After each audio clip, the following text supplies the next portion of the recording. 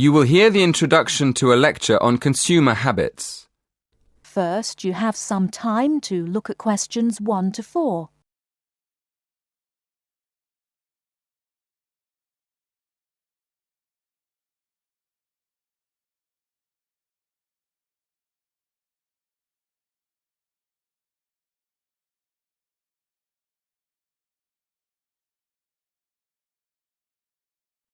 Listen carefully and answer questions 1 to 4. Good evening, everyone. This evening, I'm going to continue last week's lecture by talking more about how people spend their money. First of all, I'm going to compare how people of different age groups spend their cash. You probably know that there's a lot of difference between what young people do with their money, how families spend their money, and what more mature people do. Secondly, I want us to think about what we imagine men and women spend their money on. And then, I'm going to look at male and female spending patterns and see whether we were right. Okay, to start with, let's divide the population into 3 sections. Let's say young people up to the age of 30 in the first group. Then, let's put families in the 30 to 55-year-old group. So that puts adults over 55 in the mature group. Does that make sense? Before you hear the rest of the conversation, you have some time to look at questions 5 to 10.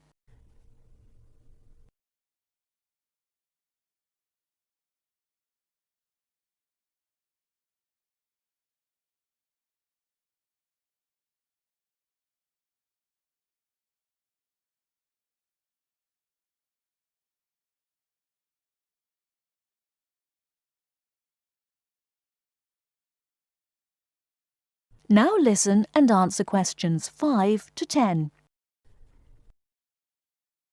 Right, well, I found that the first group, that's young people up to the age of 30, mostly spend their money on clothes, music and entertainment. That's not really very surprising, is it? Although I must admit, I thought they might spend a lot on cars and travelling around. So, the next group is what I've called families, people in the age group from 30 to 55. Naturally, as I expected, this group spends most of its money on food, toys and trips out.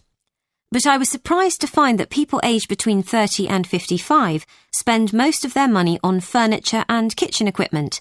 I suppose it's logical if you think about it. People are usually improving their homes at that age, and household equipment is very expensive. But they also spend a lot of money on electronic equipment, like video games for the children. Now turning to the third group, that's people over 55. I thought they'd spend their money on gardening tools and electronic equipment, but I was wrong again. People in the over 55s group spend most money on new cars and days out. So, what did we think about how men and women spend their money? Okay, well, we thought that young women would spend a lot on clothes and shoes, and that young men would buy more electronic equipment and cars. Well, when we look at the figures, we can see that we were right about the men. Young men spend twice as much as women on cars and computers. But, and this is interesting, we were wrong about the women. I was surprised to find that young women spend much more on beauty treatments than they do on clothes and shoes. So we'll have to think about that again. And there's another interesting fact about young women. It looks as though young women are much more concerned about their diet than men. We found that although young women don't spend as much as men on eating out, they do spend a lot more on organic foods than young men. That is the end of part 1. You now have half a minute to check your answers.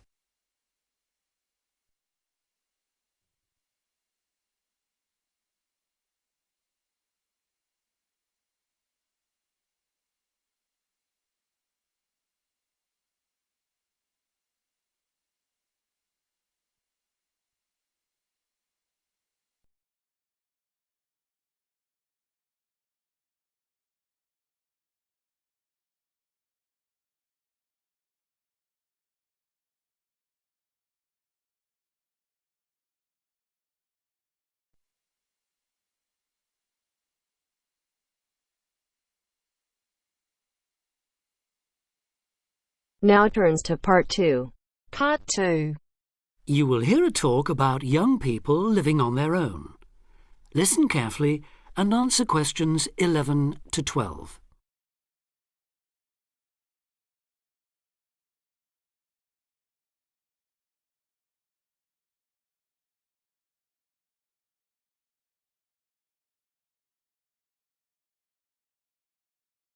Listen carefully and answer questions 11 to 12.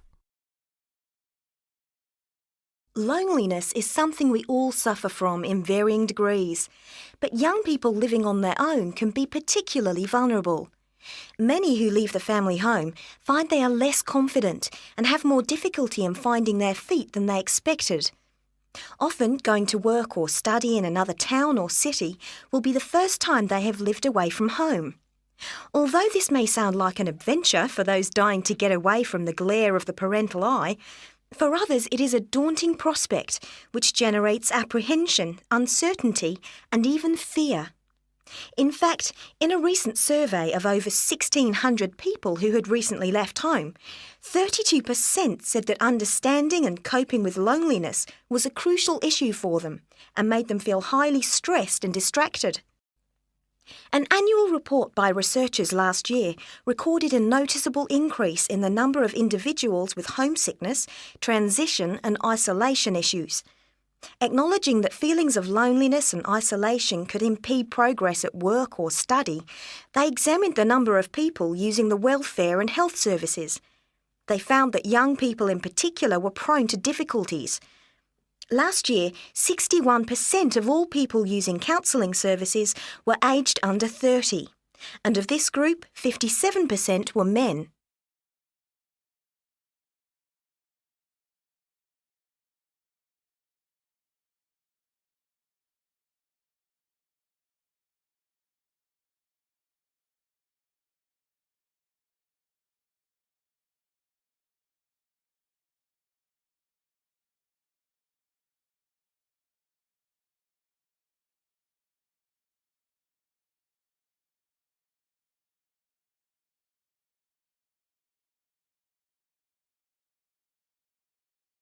Now listen and answer questions 13 to 20. Leaving home involves a major change in lifestyle, work patterns and degree of independence. You will be away from home, family and friends and are no longer supported by familiar surroundings. For this reason, in the first year, a lot of young people suffer from loneliness. Ironically, this sense of isolation comes at a time when you are likely to be surrounded by people most of the time. Living in a busy city, travelling on crowded buses and trains, you will be constantly among people. But this can sometimes compound your sense of being alone. Seeing others who appear at ease among large crowds, mingling and making friends, can make you feel excluded and inadequate. Adapting to a new environment makes people uncertain of what to do or how to behave and breeds insecurities which can make for a real sense of isolation. It is often those who are more used to being on their own who deal best with the transitional period of leaving home. Other reasons for feeling alone include high expectations of the big city where you have the best time of your life and meet lifelong friends. It may be the first time you have had to make new friends since you started primary school, and perhaps you are reluctant or finding it hard to replace old friends whom you miss. There are also pressures to juggle work and socialising, which may leave you feeling left out. Or it could be that you have a long-distance relationship and feel torn between your new lifestyle and that special person who lives so far away. Because loneliness can leave you with a sense of low self-esteem, where you become self-conscious and feel you have been rejected, it is very difficult to overcome. You may be reluctant to even try and make new friends or take part in social activities, and will also find it difficult to say no to things, leaving you feeling exploited and weak. One of the ways of combating loneliness is to remember that it's not your fault, and that it's something everyone has to deal with, despite appearances. Counsellors advise those feeling lonely to speak to someone they know about their feelings. They also ask them to consider joining groups and societies and to get involved in activities which interest them as a way of meeting more people. Of course, overdoing it and jamming your schedule with too many things just to avoid being alone will not work. But meeting others with common interests may be a step forward. If you still feel like you need someone to talk to, you could try group counselling, where you will be able to talk to and receive support from a small number of people with the same difficulties as you. For more information or to be put in touch with an individual counsellor, contact the local town hall support services. That is the end of part 2. You now have half a minute to check your answers.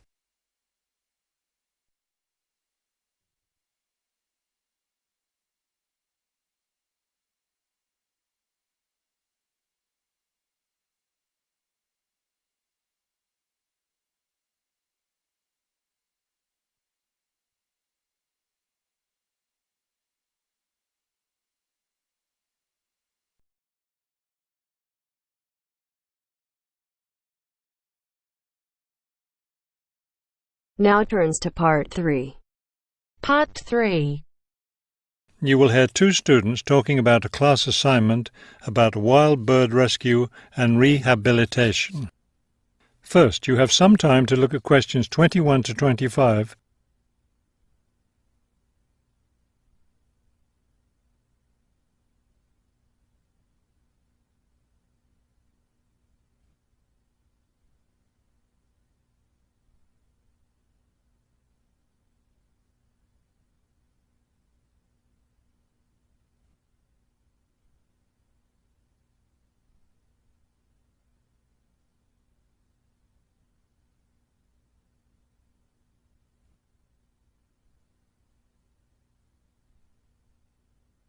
As you listen to the first part of the conversation, answer questions 21 to 25.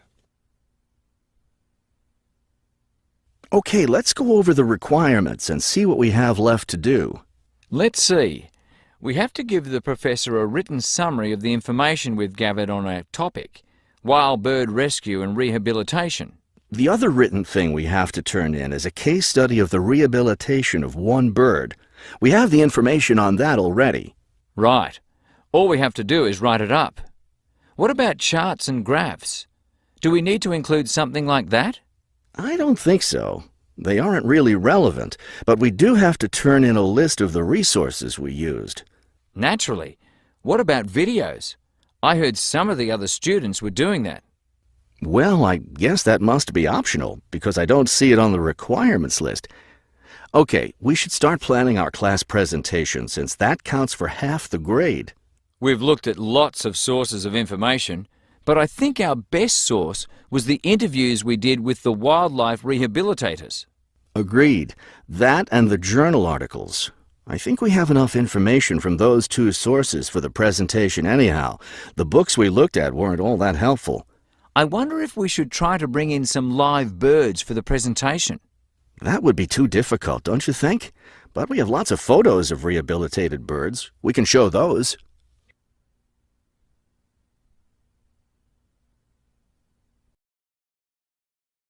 Before you hear the rest of the talk, you have some time to look at questions 26 to 30.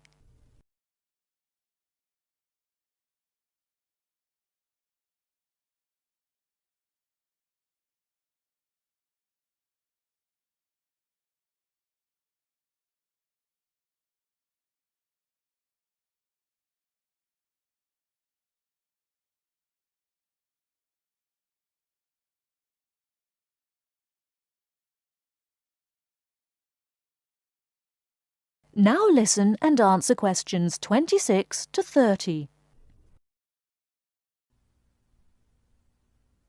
Now listen and answer questions 26 to 30.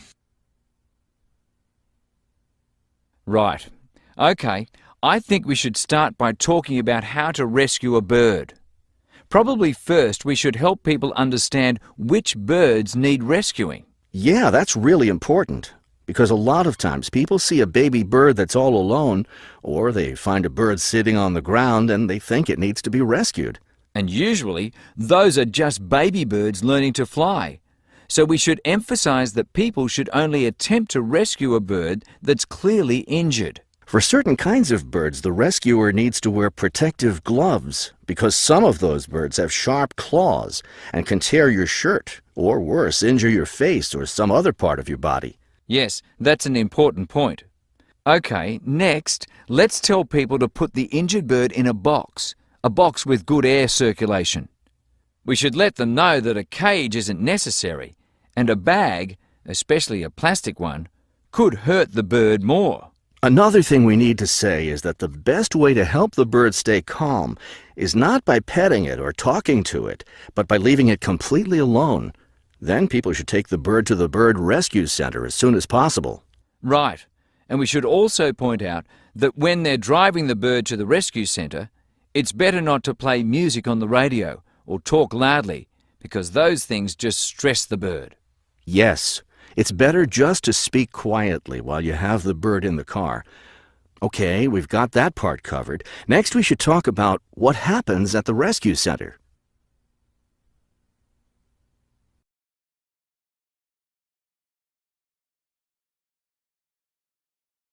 That is the end of part 3. You now have half a minute to check your answers.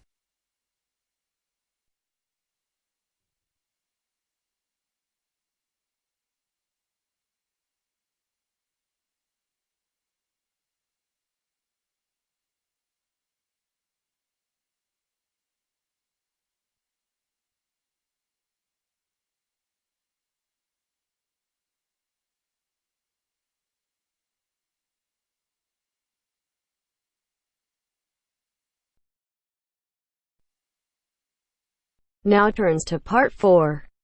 Part 4. You will hear a speaker giving a talk about some recent research about unusual life forms. First, you have some time to look at questions 31 to 40.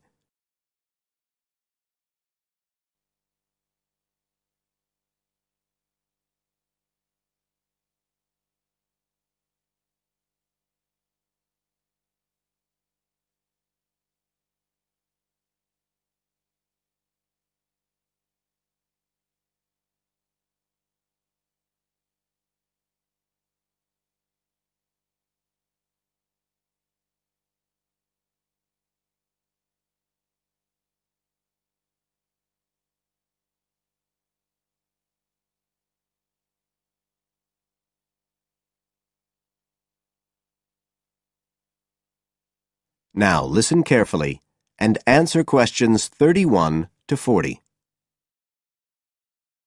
Hello everybody, and welcome to the 6th of our ecology evening classes. Nice to see you all again. As you know from the programme, today I want to talk to you about some research that is pushing back the frontiers of the whole field of ecology. And this research is being carried out in the remoter regions of our planet, places where the environment is harsh and, until recently, it was thought that the conditions couldn't sustain life of any kind. But life forms are being found, and these have been grouped into what is now known as extremophiles. That is, organisms that can survive in the most extreme environments. And these discoveries may be setting a huge challenge for the scientists of the future, as you'll see in a minute. Now, the particular research I want to tell you about was carried out in Antarctica, one of the coldest and driest places on Earth. But a multinational team of researchers from the US, Canada, and New Zealand recently discovered colonies of microbes in the soil there where no one thought it was possible. Interestingly enough, some of the colonies were identified as a type of fungus called Bouveria bassiana, a fungus that lives on insects. But where are the insects in these utterly empty regions of Antarctica? The researchers concluded that this was clear evidence that these colonies were certainly not new arrivals, They might have been there for centuries, or even millennia. Possibly even since the last ice age. Can you imagine their excitement? Now, some types of microbes had previously been found living just a few millimetres under the surface of rocks, porous Antarctic rocks. But this was the first time that living colonies had been found surviving, relatively deeply in the soil itself, several centimetres down, in fact.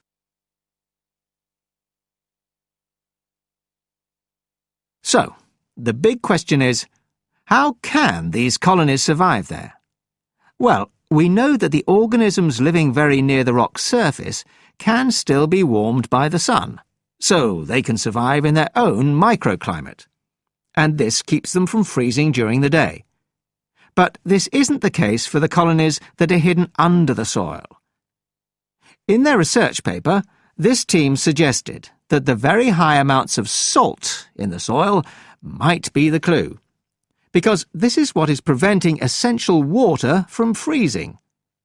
The team found that the salt concentration increased the deeper down they went in the soil. But while they had expected the number of organisms to be fewer down there, they actually found the opposite.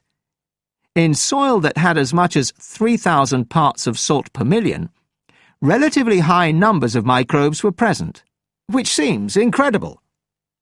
But the point is that at those levels of salt, the temperature could drop to minus 56 degrees before frost would cause any damage to the organisms. This relationship between microbes and salt, at temperatures way below the normal freezing point of water, is a really significant breakthrough. As you all know, life is dependent on the availability of water in liquid form, and the role of salt at very low temperatures could be the key to survival in these kinds of conditions. Now, the process at work here is called supercooling, and that's usually written as one word, but it isn't really understood as yet, so there's a lot more for researchers to work on. However, the fact that this process occurs naturally in Antarctica may suggest that it might occur in other places with similar conditions, including on our neighbouring planet, Mars. So, you can start to see the wider implications of this kind of research. In short, it appears to support the growing belief that extraterrestrial life might be able to survive the dry, cold conditions on other planets after all. Not only does this research produce evidence that life is possible there, it's also informing scientists of the locations where it might be found. So all of this might have great significance for future unmanned space missions. One specialist on Mars confirms the importance of the interaction. That is the end of part 4.